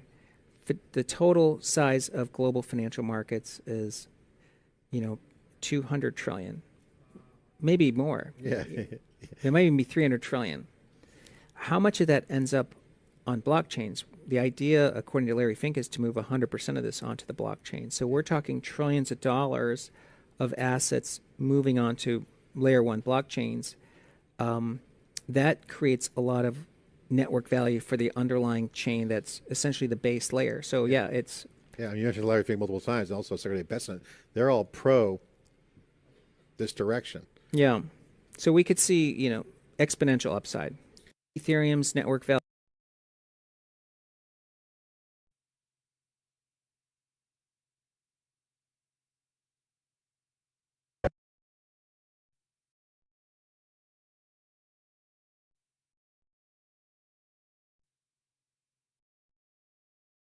All right, is this cap or followers? Did Elon actually follow this guy? That is such a cap. Elon is not following his dumbass. Alrighty. Holy crap! Schumer just ran off the Senate floor to dodge Bernie Moreno grilling over the Obamacare fraud mess. Moreno called him out on $0 premium scam, one loaded with fake enrollee and phantom subsidies. Alright, what's this all about? Have you put forward a proposal that we can read that you referenced in your speech, what says a clean continuing resolution with the extension of the ACA Biden COVID credits? Yes, as we spoke yesterday. So there is I will not be interrupted. No, my question is there a proposal in writing that we can read? There is a proposal that is very simple. First, you haven't put your proposed ACA, fix to the ACA, the new one, which Leader Thune has spoken about on the floor, so we can't give you a counter in writing. But it's very simple, because we have two sentences we would add to any proposal, which would extend the ACA benefits for 1 year. That's all, plain and simple. And the leader can put that in his proposal on opening up the government. So it doesn't need a vote. It can't be blocked by anybody. It's the right thing to do. It still have no income caps, so people who make $1 million, $2 million, $3 million a year? As we said, if he would have listened to my speech yesterday, once we passed the 1 year fix, so people right now aren't in difficulty, we would sit and negotiate that. The leader has said he won't negotiate before. We're willing to negotiate once the credits are extended, plain and simple. And we made that in our proposal yesterday. So for 1 year, people making millions of dollars would still receive these COVID-era subsidies? The bottom line is the senator from Ohio ignores that 99% of people, you want to hurt people making $10,000, $50,000, $90,000 and hold this up? We can fix what the gentleman said in a negotiation, but don't have people who are every day being hurt by paying thousands of dollars more that they can't afford. I know that the senator from Ohio cares about the billionaires. We care about average working people. I yield the floor. So just to be clear, Ms. President. Just recognized. So just to be clear, what you heard from the minority leader was the following. I just want to recap it for those of you who might have missed. Number one, he acknowledged that the Democrats have actually not put forward a written proposal that people could look at. Number two, he acknowledged that his plan would be to allow millionaires, let me just say that clearly, people making millions of dollars would receive Biden-era COVID Obamacare subsidies. You heard that right.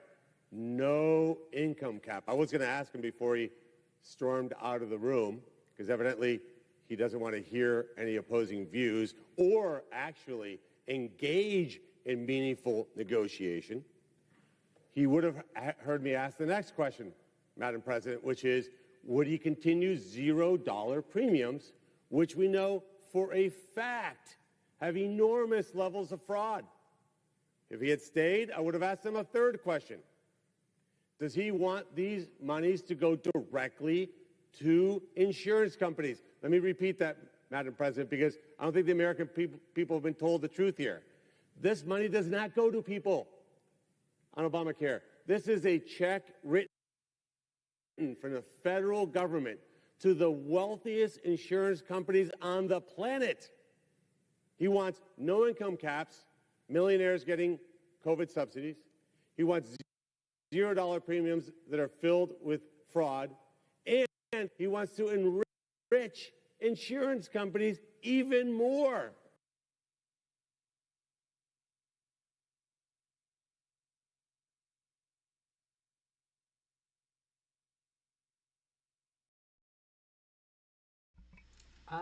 Maybe. I don't have an argument against that. I think when you write laws, you kind of have to go against, kind of have to, no, not go against, but have some boundaries. You have to have some boundaries around who could receive healthcare.